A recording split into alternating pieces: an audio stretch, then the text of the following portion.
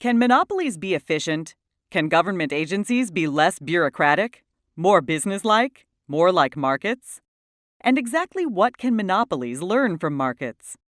In a properly functioning competitive market, with a large enough number of suppliers that no individual supplier can affect the price, a large enough number of customers that no individual customer can affect the price, with every supplier maximizing its profits, every customer maximizing its utility, and a few other conditions in place, the total value created for everyone is maximized.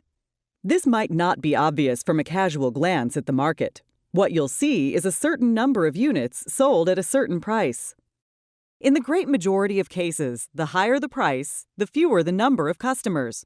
To be more precise, the fewer the number of people who would be willing to pay the higher price to obtain the product or service.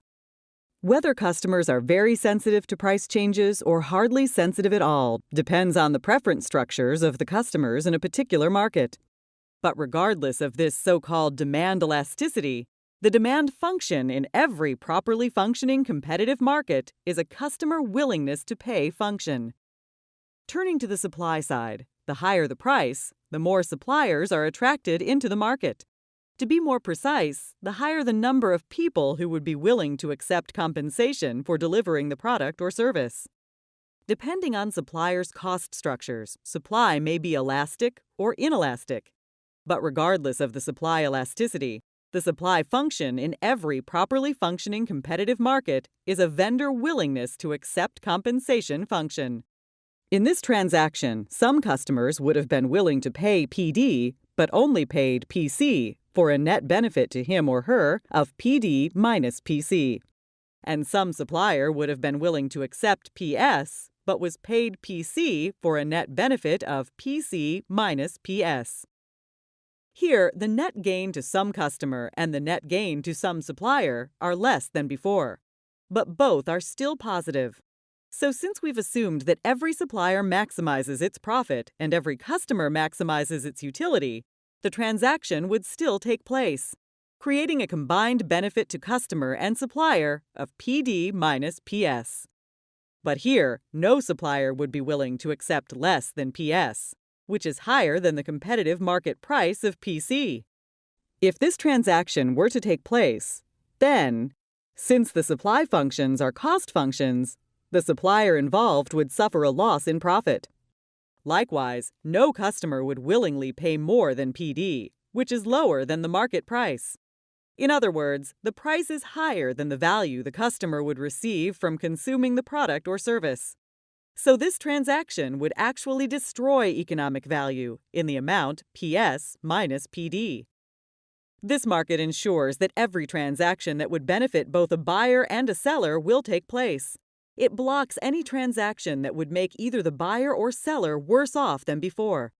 This characteristic of properly functioning competitive markets, their ability to integrate information about one group's willingness to pay for something and another group's willingness to accept compensation for giving up the same thing, is one of the main reasons that people have been using competitive markets to organize economic transactions for millennia.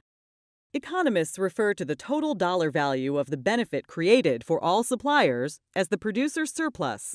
It's the surplus of the actual total amount paid to suppliers, over the minimum amount they'd be willing to accept. The total dollar value of the benefit created for all customers is called consumer surplus. It's the maximum amount customers would be willing to pay, minus the amount they actually pay. The sum of producer and consumer surplus, sometimes called social surplus, is the total value created by the market.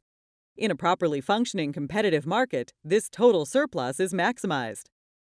Now suppose that instead of multiple suppliers, there's only one, but it faces the same demand function as before and has the same supply function.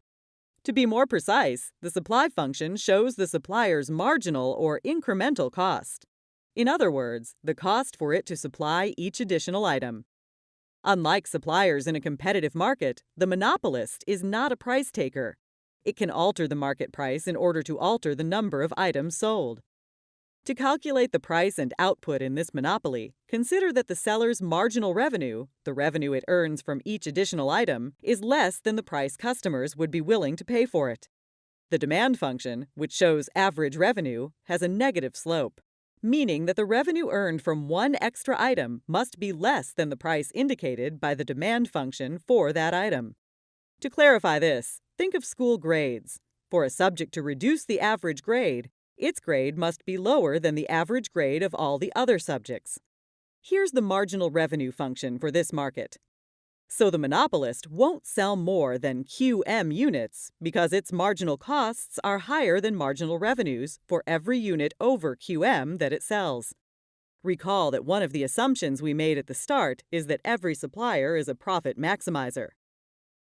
This decision about price and output obviously maximizes the monopolist's profits, but it has two detrimental effects on society as a whole. One, the total surplus created by this monopoly, compared with an equivalent, properly functioning competitive market, is reduced by the wedge-shaped area between the supply function, the demand function, and the Q equals QM line. This reduction in total surplus is called deadweight loss. It's due to the loss of all these transactions, each of which would benefit society based on the demand function more than they would cost it based on the supply function. And two, consumer surplus is reduced from this to this.